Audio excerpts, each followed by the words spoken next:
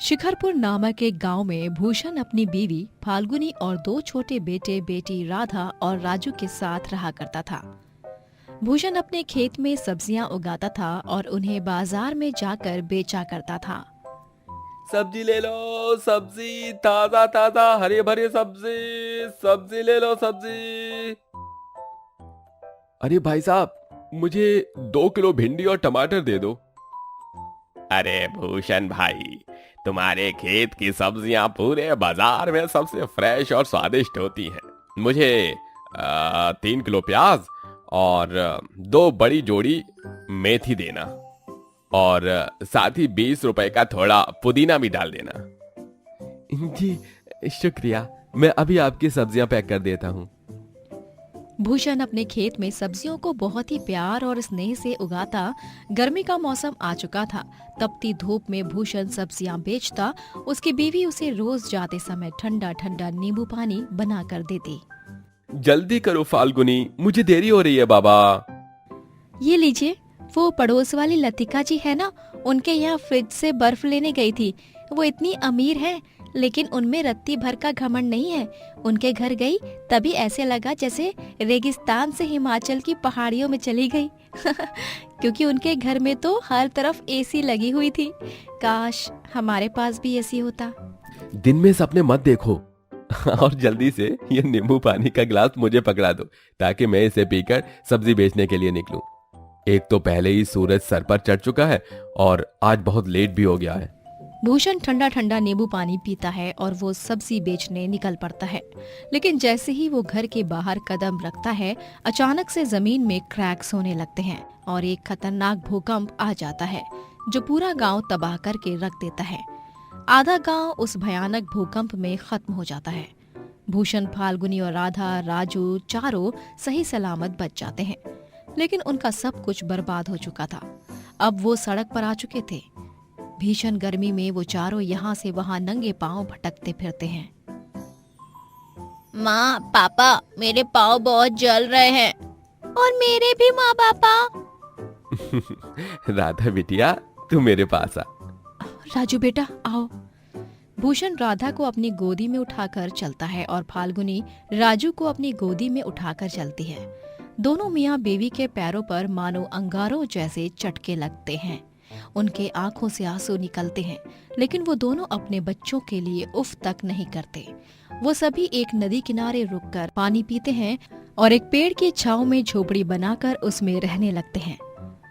एक झटके में सब कुछ खत्म हो गया, मेरी खेती, मेरा घर, सब कुछ। अब हम कैसे जिएंगे इस जान लेने वाली भयंकर गर्मी में? हमारे बच्चे। जी, आप इस तरह हिम्मत हारेंगे तो कैसे चलेगा भला? हम दोनों अपने बच्चों के लिए मेहनत करेंगे, उन्हें किसी भी चीज की कमी नहीं होने देंगे। फाल्गुनी और भूषण दोनों ही एक अमीर आदमी के यहाँ नौकरों वाला काम ढूंढ लेते हैं और वहीं पर काम करने लगते हैं। उस अमीर आदमी का नाम धनराज होता है और वो अपनी बीवी सागरिका और छोटी बेटी टीना के साथ रहता था। उनके घर में हर एक कमरे में एसी लगा हुआ था। एक दिन जब राजू और राधा दोनों ही अपने माँ पापा संग काम पर आते हैं, तभी वो टीना के कमरे में बाहर चुपके से देखते हैं। टीना, ये लो बेटा, आइसक्रीम, कपकेक और कोल्ड ड्रिंक्स। आराम से बैठकर पियो और अपना फेवरेट कार्टून देखो। इसके बाद स्टडी करना है आपको, ओके बेटा? हाँ मामा, मैं एक बार में समझ जाती हूँ। आप बार बार मत बोला करो मुझे एक ही चीज। मैं कोई दूध पीती बच्ची नहीं हूँ। ठीक है बाबा, जरा कुछ बोलो नहीं कि बस हिटलर बन जाती है। अच्छा, मैं एसी ऑन करके जा रही हूँ। जब ज्यादा ठंडा लगे तब एसी ऑफ कर देना, ओके? ओके। सागरिका टीना के कमरे की एसी ऑन करके चली जाती है और उस कमरे से ठंडी ठंडी हवा बाहर भी आ रही थी, जिसका आनंद राधा और राजू चुपके से उठा रहे थे। वाह यार राजू, है ये टीना कितनी भाग्यवान है ना, इसके कमरे में तो एसी है। हाँ हाँ राधा, काश हम भी एसी में ही रह पाते। तभी टीना उन दोनों को देख लेती है और वो गुस्से से आग बबूला हो जाती है। तुम दोनों गरीब फटीचर लोग यहाँ पर मेरे कमरे के बाहर खड़े रहकर फ्री फंड में एसी की हवा खा रहे हो। बेवकूफ, बेशर्मो, हाँ निकल जाओ यहाँ से। टीना उन दोनों को धक्का मार कर गिरा देती है। तभी वहाँ पर धनराज, सागरिका, भूषण और फाल्गुनी आ जाते हैं। राधा बिटिया, राजू बेटा, तुम दोनों ठीक तो हो ना? तुम्हें ज्यादा चोट तो नहीं आई ना? नहीं पापा, हम ठीक है।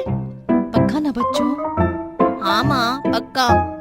मम्मा, पापा, ये दोनों गरीब मेरे रूम के बाहर खड़े होकर एसी की हवा खा रहे थे। सागरिका और धनराज गुस्सा हो जाते हैं और फाल्गुनी और भूषण को खूब सुनाते हैं। अरे तमीज वगैरह कुछ सिखाया है कि नहीं तुम दोनों ने अपने बच्चों को? हमने गलती कर दी जो तुम्हारे गंदे घटिया बच्चों को हमारे साफ और सुंदर से घर में आने दिया। इनसे कहो कि अभी के अभी यहाँ से रफा दफा हो जाए, वरना मुझसे बुरा कोई नहीं होगा। लेकिन मालकिन, मैंने कहा ना, निकालो इस कचरे को मेरे शीश महल से बाहर, वरना मैं तुम दोनों को काम से हटा दूंगी और किसी और को रख लूंगी। समझ गए तुम दोनों? मजबूर और लाचार फाल्गुनी और भूषण राधा और राजू को झोपड़ी वापस जाने कहते हैं और वो दोनों भी बिना कुछ कहे चुपचाप चले भी जाते हैं। कुछ दिनों बाद थोड़े बहुत पैसे आने के बाद वो लोग एक छोटे से किराए के मकान में शिफ्ट हो जाते हैं। तभी माँ पापा, हम अब एक घर में रहने तो आ गए, लेकिन यहाँ पर तो सिर्फ एक पंखा ही है। क्या हम अपने घर में एक एसी लगा लें?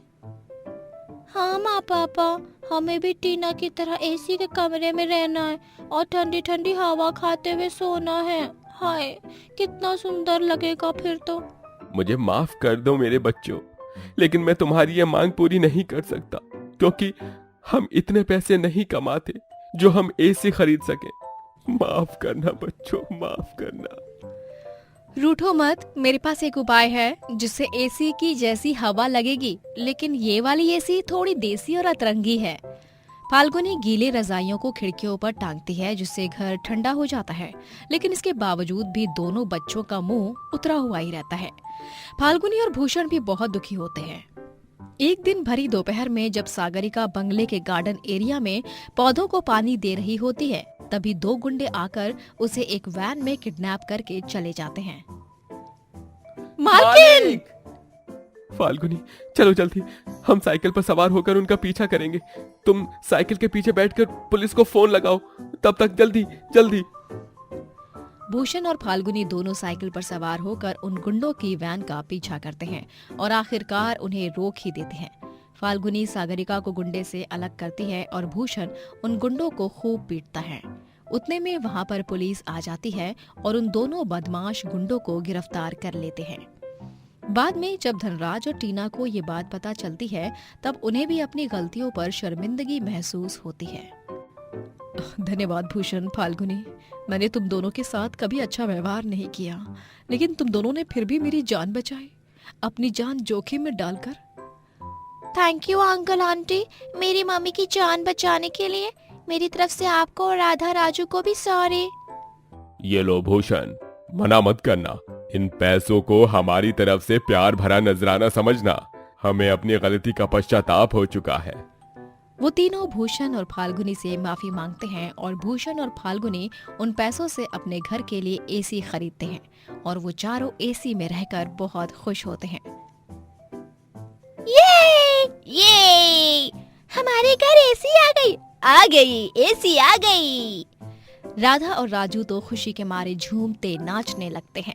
इस तरह वो लोग हंसी खुशी से एक साथ एक सुंदर सा जीवन बिताते हैं।